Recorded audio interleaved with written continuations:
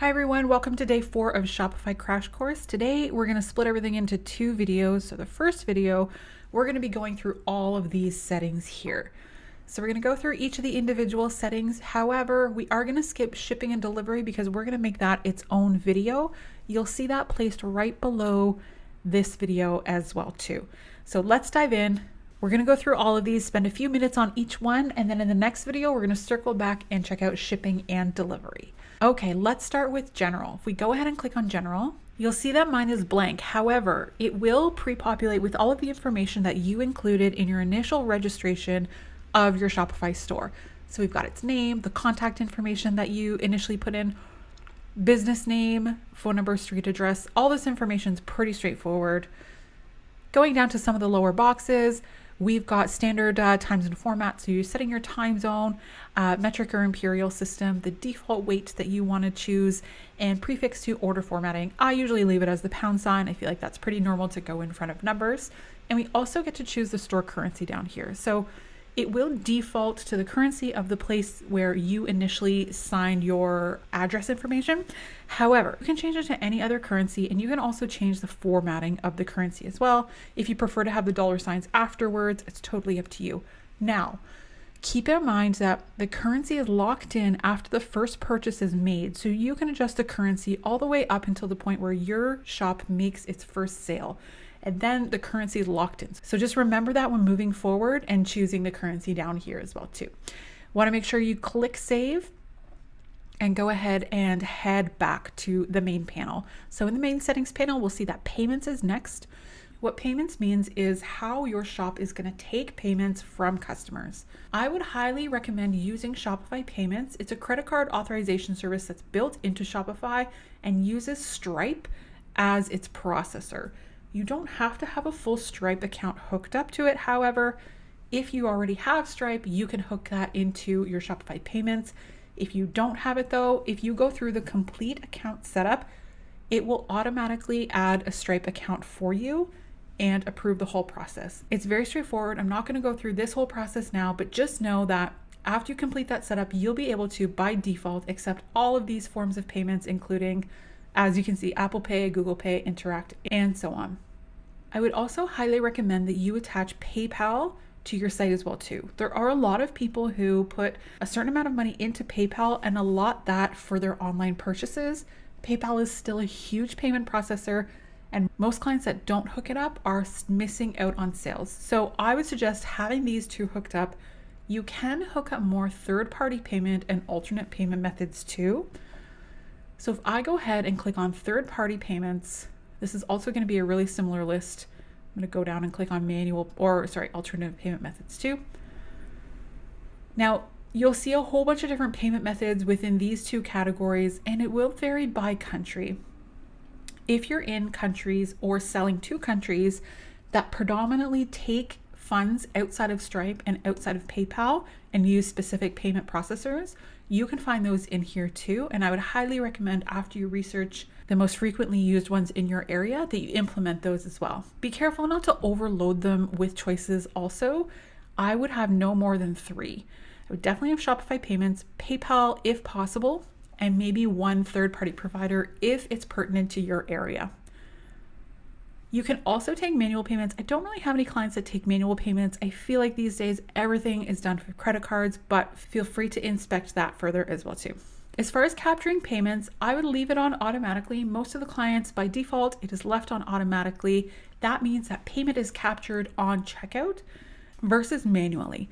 In manually, the client is allowed to fully check out without their payment being captured, and you have to go in manually afterwards and capture their payment for them. This is only used in very specific scenarios and not generally recommended across the board. So review this section, but automatically should be checked by default, and I would keep it that way. So let's go down to checkout. When you want to customize your checkout, there's a few things that I would suggest. For customer accounts, we have them as disabled, but I usually keep them as optional. We don't want to make them required unless it's very specific to your site, because required is one more step for the customer to have to fill out a bunch of stuff before they can check out. It's one more barrier to purchase that we don't want to put up for them. Unless it's something like subscription products where they want to be able to monitor their account and hold the subscription. I wouldn't leave accounts totally disabled because I personally do like setting up an account so I can go in and get a record of my purchase at any point in time if I need to. As far as the customer contact information, I always keep this first one checked. It's becoming more and more common for people to check out using text message than just their email, but I always want to keep those two options open to them instead of just tying them into email. Their choice how to receive updates, I keep this clicked as well too, because if they check out by text, chances are they're going to want to receive notices by text. So I keep both of these checked as well too. So form options, these are totally dependent for your business. I would usually require last name only, keep the company name optional, address line 2 optional, shipping phone number also optional. There are some of these that you need to look into the requirements of your products, especially when shipping internationally, because a lot of the times when you're shipping overseas, to verify the shipping, the phone number is actually required. So some of these fields may vary depending on the region that you're in and the regions that you're shipping to. Shopify also has tipping now too. This is great if you're using local pickup and delivery and you're delivering like food items and stuff like that too. People have the ability to allow tipping at checkout. This is pretty new for Shopify, a really great feature that they've just added. As far as order processing, I usually keep the shipping address by default in the shipping. This is usually the case more often than not. And I also enable auto completion to allow for faster checkout as well too. Now, after an order has been paid, I do not automatically fulfill because that totally depends on your current system. Most of the times orders are not being automatically fulfilled. The only times I would mess around with here are if you are drop shipping or doing print on demand. These settings may need to change, but typically you do not automatically fulfill until the product is created and ready to ship. This is totally optional for you if you want to automatically archive the order or not. Email marketing, definitely check your local laws about, because we can in Canada and the US and parts of Europe show a sign up, but we are not allowed to pre-select. So definitely check your local legalities as far as that. Obviously, pre-selecting the sign up option is ideal, but in a lot of cases, we are not allowed to make that decision for them. Managing the checkout language, as soon as we set up the Shopify store, we selected the language of English, but you can go in and change this if you want. So if at any point in time you need to change languages, you would find that in the checkout settings. Make sure you go ahead, save, and come on back to the main settings. Now we're going to skip shipping and delivery for the time being because we have a dedicated video just to that. Now for taxes, now this is going to vary wherever in the world that you are. Just to give you an example, in Canada, if we're shipping domestically and internationally, every order that we ship internationally, we do not charge any tax on. However, if we're shipping between provinces, we would charge the tax of the province that we're shipping to. I do believe it's the same for the US as well. So you are charging tax from the state that you are shipping to as well. Definitely talk to your accountant about this. They'll be able to advise you accordingly. Tax calculations, again, go over these with your accountant as well too. There's going to be a lot of different variations of this, especially depending on if you're in the EU, whether you charge tax on the shipping rates, or if you want to take on the strategy of including tax in your products. I can't advise you specifically on these, so I would definitely say talk to an accountant, get them to see what your best options are and how to optimally set up your taxes page. Now, for locations, we're going to go ahead and click on locations here. And when we look at locations, we'll have something like this up. This is grayed out because it has my location in there, but this is every location that has basically anything to do with your shop. So if you have a storefront, you want to add the location, you want the location to be in there. If you have a warehouse, add the location. If you have a retail location, add the location. The reason we're adding these locations is you'll see in the next video, when it comes to the aspect of shipping, we want to make sure that we're shipping from the accurate locations. And also if we have pickup or local delivery, we want to make sure that all of those locations are accounted for when people are picking up or having it locally delivered as well. So that's locations, basically a listing of every location that has anything to do with your products. After locations, we're going to go into notifications. Notifications, I'm not going to go through each one of these individually, but you can go in here and customize and edit each one of these notifications that not only your customer receives, so we have our customer notifications here, the method and timing of delivery of those, but we also have our email marketing as well and staff notifications. So even if somebody is not added as a staff member inside the back end of your store, you can add them as a recipient so they are notified when orders come in. All of these links that you'll see here in blue are clickable, so you can go in and edit any of the copy of any of these email possibilities. As you can see, there's lots. Feel free to peruse through them, but there is a default template set up for each one that is optimized for Shopify standards. However, a lot of the times people will want to go in and customize those and make them a little bit more personal to their brand. At the bottom, we have webhooks here. We're not going to worry about webhooks today, but they can be a really powerful tool when you're hooking up Shopify to different software platforms. All right, so then we've got gift cards. Gift cards are available to be purchased on any Shopify plan that you're on currently right now.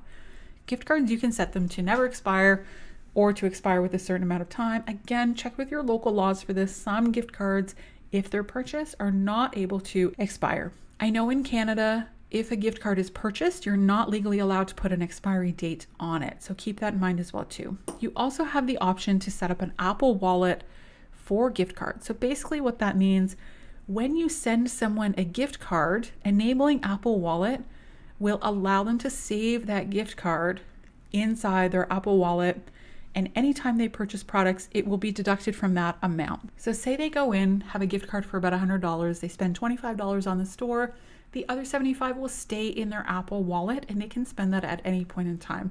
It's really handy. So I always enable the Apple Wallet passes every time I'm setting up new gift cards. Now, for gift cards themselves, you'll want to go over to the left-hand menu and click on products and gift cards. So the settings that we were looking at are just the settings for the gift cards. The actual gift cards themselves are going to be set up inside products. So going into products, going into gift cards is very intuitive and straightforward to be able to sell gift cards, which means that's when they will appear on your site, or send gift cards. Say you ran a contest and somebody won a $100 gift card, you can go ahead and send it to them direct.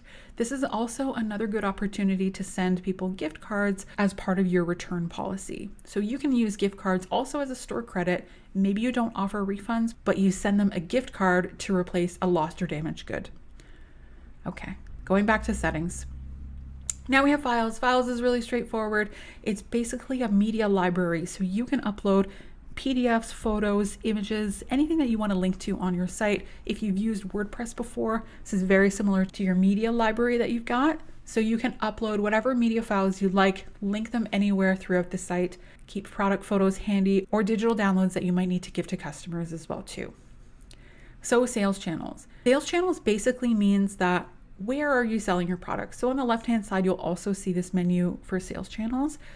Every shop has its online store. So the online store is the primary sales channel, but then you can also add additional sales channels. So some people have their Shopify hooked up to an Amazon account. Some people have their Shopify hooked up to Facebook, like a Facebook shop, or an Instagram shop to be able to purchase straight through from Instagram. So those are all your sales channels that you're looking at. We are just going to be selling on the online store, which comes hooked up by default. So there's nothing else that we need to add here. But if you wanted to peruse all of the sales channels that are available, you can just click add sales channel here and start to look through those. Point of sale also comes in really handy if you have a physical store and have like an actual POS device as well too. That way, if you hook that up as a sales channel, it will be tied into the inventory that lives on your site. So plans and permissions, we actually talked about this in the first video, so I'm not going to go too far into it. Basically talks about the different plans and permissions that you can sign up for within Shopify and which one works best for you.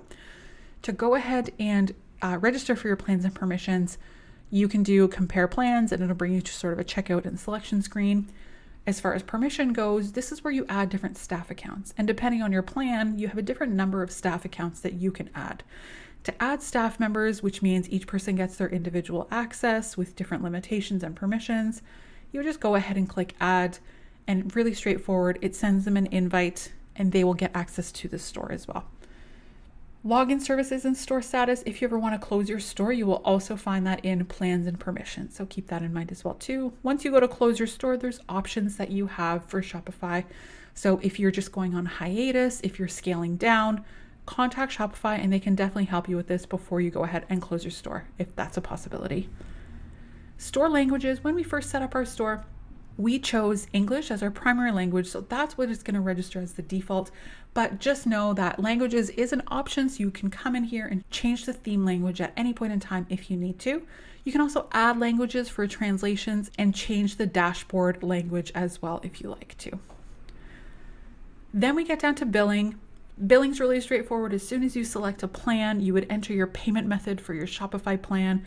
Then billing is where you come to download your invoices if you need to change your credit card information, and to take care of any billing and invoicing requirements that you might have. Last one is legal. For legal, you'll come in here and see, I'm going to scroll down here, but you'll see that there's a refund policy template, privacy policy, terms and conditions, shipping policy, etc. What you can do is click create from template, and Shopify will populate that with a very generic shop template. So I often like to create from template and then go in and customize it as needed. For example, I've just put in the refund policy here, but this may not totally comply with my current store's refund policy. So this says a 30-day, maybe we offer a 60-day, maybe we offer a 10-day. Make sure you go into these after you've created from the template and be sure that it reflects your company policies. These are great boilerplate templates, but they need to be customized to suit your store. Go ahead and click save after that. And then we're back at settings. So this covers all of the settings except for shipping and delivery. So let's dive in straight to shipping and delivery in the next video. Thanks, guys.